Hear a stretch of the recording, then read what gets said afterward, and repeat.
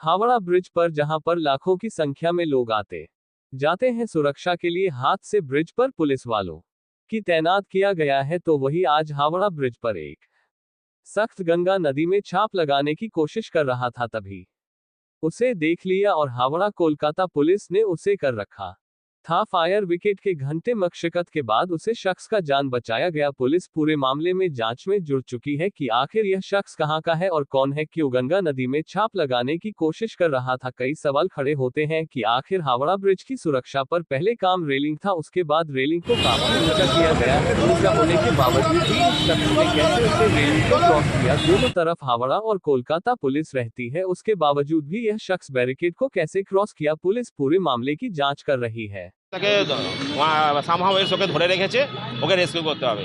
আমাদের Howrah fire brigade থেকে গাড়ি আসে, আমাদের যে এমার্জেন্সি টেন্ডার আছে, এমার্জেন্সি টেন্ডার গাড়ি আসে এবং সেখানে ওখানে বেঁধে লোয়ারিং লাইন এবং আদার্স বেঁধে তার একটা যে ওখানে পড়েছিল, যে ওখানে দেখুন সেফটি সিকিউরিটির জন্য তার রাখা আছে, সেই তারটাকে একটা কাটতে হয়েছে আমাদের। তার কেটে আমরা সেভাবে লোকটাকে সেফলি রেস্কিউ করেছি, এক্সট্রিকেট করা হয়েছে এবং তাকে মেডিকেল ট্রিটমেন্টের জন্য পুলিশের হাতে হ্যান্ড ওভার করা হয়েছে। সেটা তো আমরা তখন সেই সময় স্পটে ছিলাম না, কীভাবে পৌঁছলেন সেটা তো বলা মুশকিল। যেভাবে উঠেছে সামাওয়েল সেই ক্লাইম্বিং আপ দা ওভারে ওপিটে গেছে, যেভাবে হোক গেছে, তার ইন্টেনশন কী ছিল সেটা কী করে বলবো? ওর তো কোনো কথাই বলছে না, যে না ও কিছু কথাই বলছে না, নামও বলছে না, কোনো কিছু কথাও বলছে না। হ্যাঁ, অক্ষত অবস্থায় আনহার্টেড স্টেটে আমরা উদ্ধার করে পুলিশের হাতে দিয়েছি। কারণ কোনো সিচুয়েশান ছিল যে ও হয়তো বাধা ছিল, সেখানে ওকে পুলিশ একটা যেভাবে ও দড়ি দিয়ে বেঁধে ব্রিজের ওপিটে ওকে বেঁধে রেখেছিল, যে কোনোভাবে পড়ে যেতে পারতো, পড়ে গেলে পরে গঙ্গার মুখে পড়লে পরে কী হবে সবাই আপনারা অনুমান করতে পারছেন।